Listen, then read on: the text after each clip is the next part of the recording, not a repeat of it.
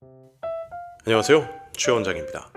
뭉뚱그리는 국어, 그리고 성형 수술된 국어 이야기에 이어서 오늘은 그 원인이 된 민족주의 이야기를 해보겠습니다. 지난 영상들을 보셨다면 문해력 문제의 근본이 한자 지우기와 관련돼 있다는 사실을 아셨을 겁니다. 우리는 왜 이렇게 한자를 퇴출시키려 한 것일까요? 사실은 진짜 퇴출이 아니라 다 쓰고 있는데 마치 아닌 것처럼 모양을 탈바꿈 시켜놓은 거죠. 여러분, 우리나라 국회의원 배지가 어떻게 생긴지 아시죠? 현재는 한글로 국회라고 적혀 있는데요. 그 전에는 한자로 나라 국자가 박혀 있었습니다. 이걸 국회로 바꾸고 우리말 지킴이 상을 받았다고 합니다. 저는 그걸 보고 정말 코미디를 하고 있구나 생각했습니다.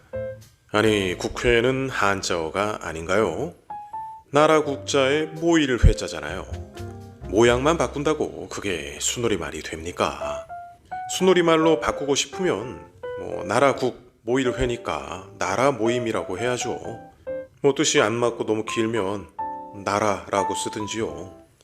한자어를 순우리말, 다른 말로 고유어, 또 다른 말로 토박이 말로 다 바꾸면 더 순수한 국어가 되려나요?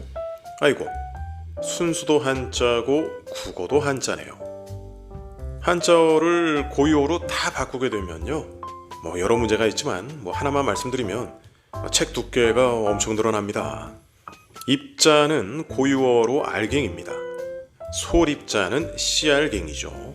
입자 가속기는 알갱이 더 빨리 돌리기 틀이 됩니다. 이렇게 다 바꿔볼까요? 한글날 되면 한자어 퇴출시키고 순우리말로 바꿨다는 얘기 종종 나오죠. 우리 민족 고유의 글자인 한글, 우리 민족의 순우리말, 이렇게 더욱 순수한 우리말을 만들어가는 과정, 흐뭇하신가요? 국어의 기능이 좀 어그러지더라도 순수한 우리말을 되찾는 것은 고귀한 일이니까요. 한자어가 불순물이라면 우리 국어는 불순물 덩어리입니다. 국어사전의 반 이상을 털어내야 돼요. 그렇게 하는 한이 있어도 민족 고유의 국어를 되찾는 게 더 중요할까요? 민족 고유의 것이 그렇게 중요하다면 이런 움직임은 틀렸습니다.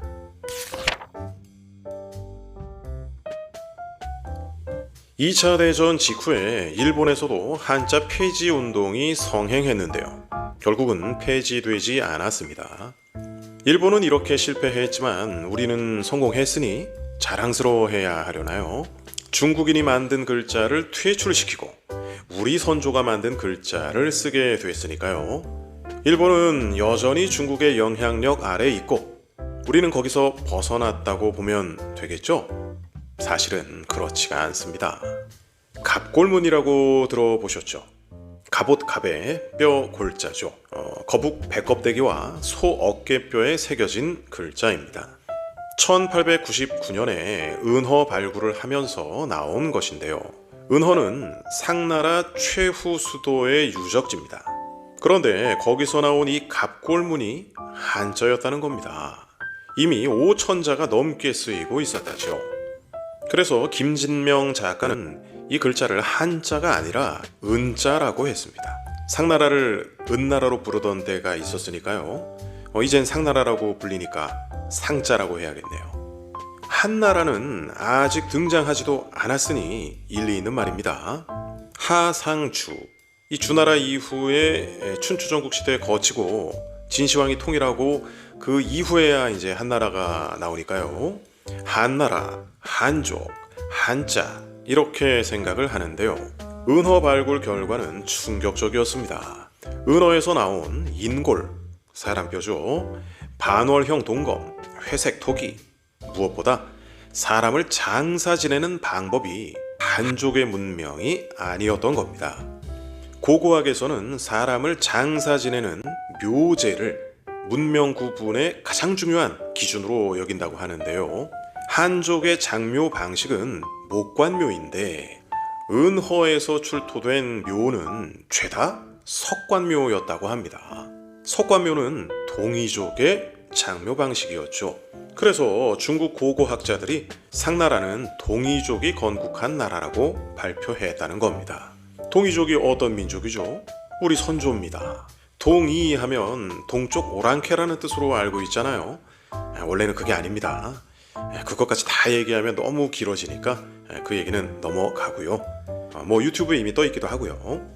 제가 말씀드리는 핵심이 뭔지 아시겠죠? 우리 민족의 것이 소중한 거라면 한글만 아니라 한자도 소중히 여겨야 하는 거 아니냐, 이런 말씀입니다. 1899년 은허 발굴 이전까지는 몰랐다고 쳐도 세종대왕도 이 사실을 몰랐겠죠.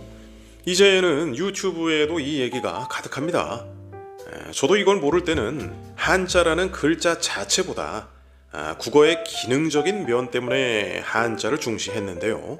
우리 선조가 만든 글자라는 걸 알고 나니까 애정이 생기고 써보고 싶고 그렇더라고요. 진태하 교수는 이 한자를 고한글이라고 불러야 한다, 이렇게 주장했습니다.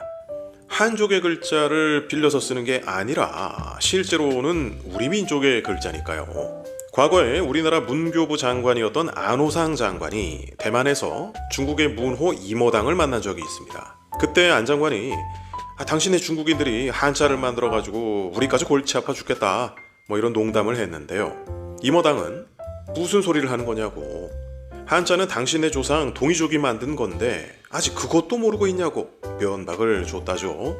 지면에서 한자를 지우는 걸 넘어 인식에서까지 지우려 노력한 이 민족주의적 노력은 이런 웃지 못할 상황을 만들었고요.